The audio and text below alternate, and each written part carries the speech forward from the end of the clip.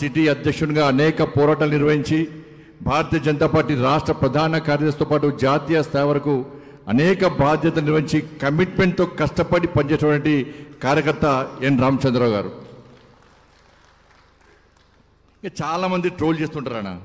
లక్ష్మణ్ గారు అధ్యక్షుడినప్పుడు గట్టిన ట్రోల్ చేశారు, కిషన్ రెడ్డి గారు అధ్యక్షుడినప్పుడు గట్టిన ట్రోల్ చేశారు, నేను రాష్ట్ర అధ్యక్షుడినప్పుడు చాలామంది ట్రోల్ చేసిన నాకు వ్యతిరేకంగా. అంతెందుకన్నా నరేంద్ర మోడీ గారు ప్రధానమంత్రి అయిన తర్వాత కూడా ఈ దేశంలో ఒక ఛాయవాలా ఛాయ అమ్ముకునే వ్యక్తిని ప్రధానమంత్రి చేసిరని చెప్పి ట్రోల్ చేసిన వాళ్ళు అడ్రస్లో కూడా మీరు అందరూ కూడా ఆ పార్టీలే కాలగర్భంలో కలిసిపోయిన అందరూ కూడా. కానీ ఇలా దేశానికి నరేంద్ర మోడీ గారు ఎంత గొప్ప సేవ చేస్తుండో, ఒక శక్తివంతమైన భారతదేశ నిర్మాణం కోసం ఏ విధంగా కష్టపడి పనిచేసారో ఇలా మనం చూస్తున్నాం మనం. అందుకే చాలామంది రామచంద్ర గారు ఏం చేసిరని తెలంగాణ రాష్ట్ర అధ్యక్షుడు చెప్పి చాలామంది అనేక పార్టీలు ప్రశ్నిస్తున్నాయి. వాళ్ళ ఒక మిసైల్ అయినా రామచంద్రరావు గారు ఒక మిసైల్.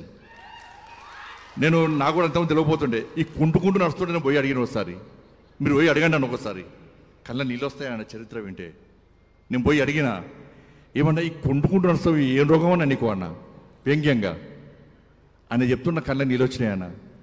అఖిల భారతీయ విద్యార్థి పరిషత్ ఈ చేయి కూడా వంకర ఉంటుంది ఆయన, అది చేయి వంకర ఉంటుంది, కాలు వంకర ఉంటుంది.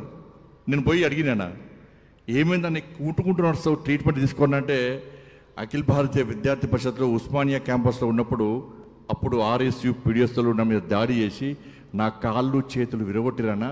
అప్పటి నుంచి ఇప్పటి కూడా కోలుకోలేని పరిస్థితిలో నేను అవస్థ పడుతున్నా అని చెప్తే ఎంతమంది ఆ రోజు ఈరోజు అధికారం రావాలని మనం అనుకుంటున్నాం. మనం ముఖ్యమంత్రులు కావాలి, ఎమ్మెల్యేలు కావాలి, ఎంపీలు కావాలి, జెడ్పీటీసీలు కావాలి, ఎంపీటీసీ కావాలి, ఇప్పుడు కోరుకుంటున్నాం మనం. అధికారం రావాలని ఇప్పుడు కోరుకుంటున్నాం. కానీ ఆ రోజు అధికారులకు వస్తామని ఎవరు తెలియదు. అధికారం రావాలని ఆ రోజులో కోరుకోవాలి ఎవరు కూడా. ఉంటామా బతుకుతామా సస్తామా తెలియని పరిస్థితి. నక్సలైట్లు పోస్టర్లు వేసారు, వార్నీలు ఇచ్చారు, చంపారు అనేక మంది కార్యకర్తలను, అనేక మంది శవాలను మోసిండు రామచంద్రరావు గారు.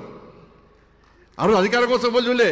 కానీ నక్సలైట్లు దాడి చేసినా, ఆర్ఎస్ పీడిఎస్ దాడి చేసినా కూడా మాకు అధికారం గురించి ఆలోచించకుండా, ఎమ్మెల్యే ఎంపీ కావాలని కోరిక లేకున్నప్పుడు కూడా ఇలా నమ్మిన సిద్ధాంతం కోసం, కాషాయపు జెండా కోసం, కమలపు జెండా కోసం కష్టపడి పనిచేసిన గొప్పలన్న వీళ్ళందరూ కూడా